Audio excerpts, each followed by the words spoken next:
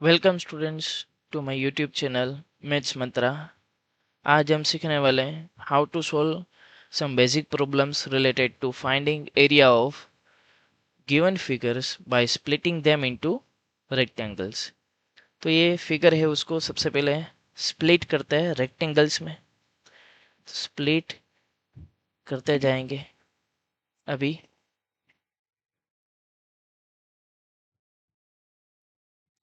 बाद में हर एक को नाम देते थे इंडिविजुअली, ए बी सी और डी। रेक्टेंगल का एरिया फाइंड करने के लिए आपको चाहिए लेंथ और ब्रेथ। डन। लेंथ और ब्रेथ चाहिए तो ए का एरिया में फाइंड करने के लिए लेंथ मानो कि इतनी है, तो ब्रेथ ये ऑलरेडी गिवन है, ये 3। डन।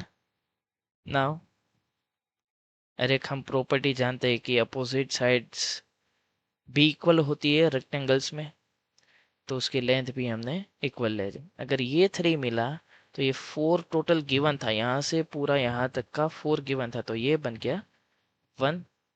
अगर ये 1 है तो बी का ब्रेथ मिल गया 1 और बी की लेंथ जो है वो 2 मिली। सी के हिसाब से ये मिल रहा है 3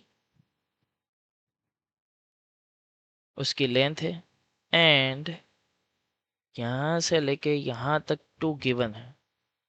यहाँ से लेके ये 1 बनेगा, क्यों? क्योंकि हम रूल अप्लाई कर रहे हैं कि opposite sides of the rectangle B is also have a same length.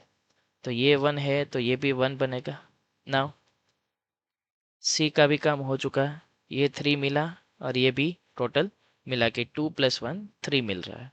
Now D के लिए, डी के अंदर ये 2 + 1 3 बन रहा है, तो ये क्या बन रहा है 3। अगर ये 3 है तो यहाँ से लेके यहाँ तक क्या बनेगा 3। अगर ये 3 मिला तो ये भी इतना पार्ट 1 ऑलरेडी गिवन है, तो ये पार्ट भी क्या होगा 1।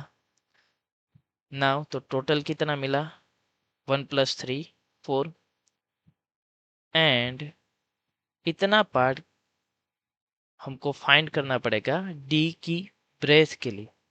नाउ अभी ऐसा हम सोच नहीं सकते कि ये 4 है तो यहाँ से पार्ट जो बन रहा है वो 2 है और यहाँ से यहाँ तक का जो पार्ट है वो भी 2 बनेगा। ये वो बाद में चेक करते हैं, बट ऐसा अंदाजा न लगाना गलत बात है। क्यों? क्योंकि फिगर्स एवरी टाइम सच नहीं दिखा रही होती, क्योंकि वो जूम आउट करके जूम इन करके कोई भी टीचर्स ने रखी होती है, या जो प्रिंट करने वाला होता है उसने बनाई होती है।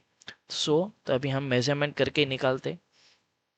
इतना पार्ट 2 है तो यहाँ से ये पार्ट क्या बनेगा 2।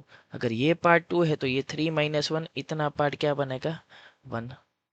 अगर ये पार्ट 1 पार्ट है 1 है तो यहाँ से यहाँ तक का पार्ट क्या बनेगा 1, एंड यहाँ से यहाँ बन जाएगा 2। क्यों? क्योंकि टोटल 3 है, इसमें से 1 निकाल देंगे तो बचा क्या 2। अगर ये 2 है तो यहाँ से यहाँ तक का पार्ट भी 2 मिलने वाला है। अगर ये 2 है तो 4 में से 2 निकाले तो ये बचा कुचा पार्ट भी 2 मिल जाएगा। तो डी की क्या मिल गई ब्रेथ मिल गई, टोटल लेंथ 4 थी। वैसे ही सी की टोटल लेंथ क्या बन रही थी 3। डन। यहाँ से यहाँ तक। चलो तो ए का लेंथ हमको मिल चुका है 3 × 3 लेंथ और ब्रेथ। सिर्फ लेंथ बोलने का रीजन ये था कि दोनों इक्वल लेंथ मिल रही है। एंड आप बोलोगे कि क्वेश्चन में तो लिखा है कि splitting them into rectangles. Rectangle का एक स्पेशल पार्ट होता है, स्पेशल वर्जन, उसको स्क्वायर बोला जाता है। आप प्रॉपर्टीज रिवाइज करोगे तो वहां से आपको पता चलेगा। तो ए का क्या मिला लेंथ 3, ब्रेथ भी 3। बी का क्या मिला लेंथ 2, ब्रेथ 1। सी का क्या मिला लेंथ 3 जो गिवन है, दूसरी हमने फाइंड की है 3। डी का क्या मिला, ये लेंथ अभी फाइंड की 4 यानी 2, उसकी ब्रेथ बनी। अभी सारी चीज को एक फॉर्मूला में लिख के हम इस तरीके से उसका आंसर निकालेंगे कि जो 3 × 3 है उसमें ये फर्स्ट वाला 3 है वो लेंथ दिखा रहा है ए का, दूसरा है वो लेंथ बी मतलब ब्रेथ दिखा रहा है ए का। 3 × 3 9 और वो भी आंसर आएगा स्क्वायर यूनिट्स के अंदर। देन हर एक का आंसर है स्क्वायर यूनिट्स के अंदर। सबका टोटल निकाला, टोटल एरिया लिखा 28 स्क्वायर यूनिट्स।